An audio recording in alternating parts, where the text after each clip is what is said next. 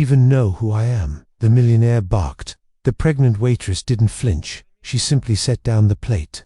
And what she did next would leave the entire restaurant frozen in silence. The man at table 7 was known by everyone in town not for kindness, but for the way his voice could fill a room with arrogance. No waitress lasted more than a week serving him. Some left in tears, others walked out mid-shift. But today, a new waitress approached his table, her uniform pressing softly against the curve of her expectant belly. Her name was Grace. He ordered without looking up, his words clipped and impatient. When she returned with his drink, he criticized the temperature. When she brought bread, he mocked the way it was sliced. Around the room, other diners pretended not to notice, but they heard every word. The other staff kept their distance, watching from behind the counter. They had all endured his temper before and lost. Grace was not the kind of woman who broke easily. Beneath her calm face was a story the millionaire couldn't see. Grace had been a nurse once, working long nights in a city hospital. She had held the hands of strangers taking their last breaths, and smiled through exhaustion when patients called her angel. But when her husband passed away suddenly, her life shifted. She was left alone with a growing child inside her, and bills that climbed higher each month. Nursing shifts were too heavy for her now, so she took this job at the small-town diner, grateful for any paycheck. She walked with a quiet determination. The aches in her back reminded her of the life she carried, but she didn't complain. Every tip, every hour, brought her closer to security for her baby. The millionaire didn't care about her story.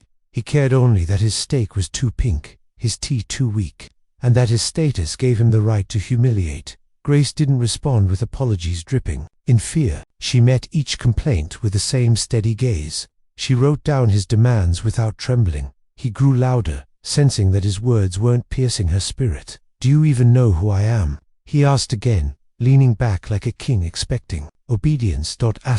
Grace set his plate down with quiet precision. She didn't meet arrogance with arrogance. She simply looked at him and said softly, "I know exactly who you are." There was no insult in her tone, but something in her calm unsettled him. From across the room, the diner's owner, an elderly man with a limp, was watching closely. He had been in the back office when Grace was hired. What the millionaire didn't know was that this man owed his life to Grace. She had been his nurse during a heart attack 2 years ago. The owner stepped forward, his cane tapping against the floor. "Is there a problem here?" he asked, his eyes fixed on the millionaire. "She can't even serve food properly." The man scoffed. The owner's voice was steady but carried weight. "This woman once saved my life, and she's carrying another. In my diner, respect isn't optional, it's the price of sitting here." The restaurant fell silent. The millionaire's jaw tightened, but the stares from every table left him with no fight left. Grace simply said, "Respect isn't something you demand, it's something you give." And the owner added, "Some people measure wealth in dollars, others measure it in the lives they've touched."